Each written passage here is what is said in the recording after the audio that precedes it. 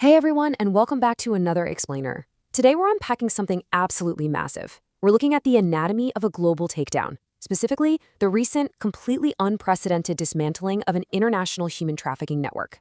It's honestly an incredible story of international law enforcement, border agencies, and immigration authorities all pulling together to pull off a highly coordinated strike against one of the world's most elusive criminal industries. So that brings us to the core mystery of today's Explainer.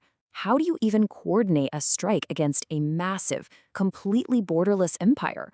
I mean, we're talking about a vast, hidden industry that spans continents. To crack a transnational network involved in forced labor, sexual exploitation, and illegal migration, that requires a level of coordination that is frankly staggering.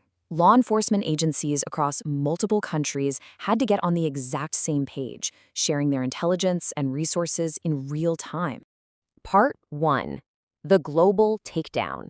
Dismantling the Network. Part 2. Defining the crime. You know, we often picture trafficking like some action movie kidnapping.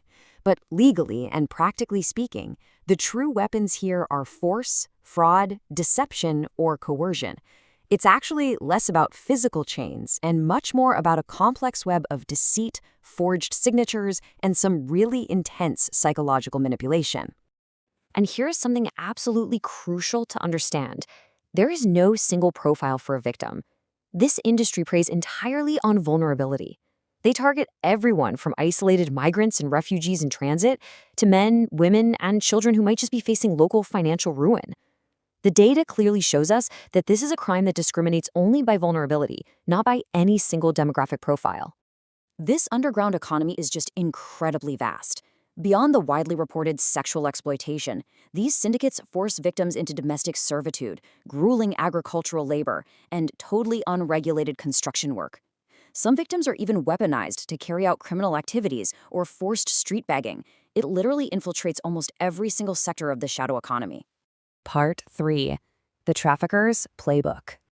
So, how do they actually pull people in? Well, the trap is usually set with the illusion of legitimacy. Traffickers ruthlessly exploit social media, dangling these fake promises of legal employment, secure housing, transport, and work permits. But the stark reality: the second those offers are accepted, the trap snaps shut, leaving individuals trapped in exploitative situations and completely stripped of their autonomy. The logistics behind this are chillingly corporate. Step 1 is the targeted online recruitment of vulnerable individuals. Step 2 involves the provision of fake passports and fraudulent visas. And finally, Step 3 is the actual movement across continents via established smuggling routes. They're basically moving human beings like cargo through multiple transit countries before finally exploiting them. Part 4. Cracking the Case. Now, this wasn't just some sudden, lucky raid. No way. This was a methodical, months-long chess match. In month 1, sovereign agencies quietly shared intelligence to monitor suspects. By month 2, they were tracking complex financial transactions and intercepting encrypted communications. Month 3 brought in the deep undercover operations. And finally, in month 4, they executed synchronized global search warrants. And the raids yielded a massive haul.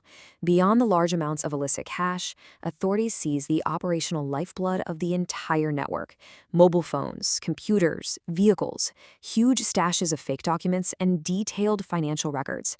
This right here is the hard evidence they need to build ironclad prosecutions. The financial footprint of all this is absolutely staggering. We're looking at an industry that generates billions of dollars annually.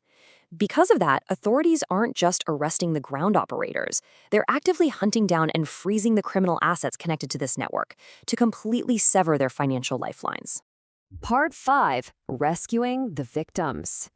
But you know, the rescue? That's really just day 1. Because the trauma of this kind of exploitation is so severe, survivors require immediate comprehensive support.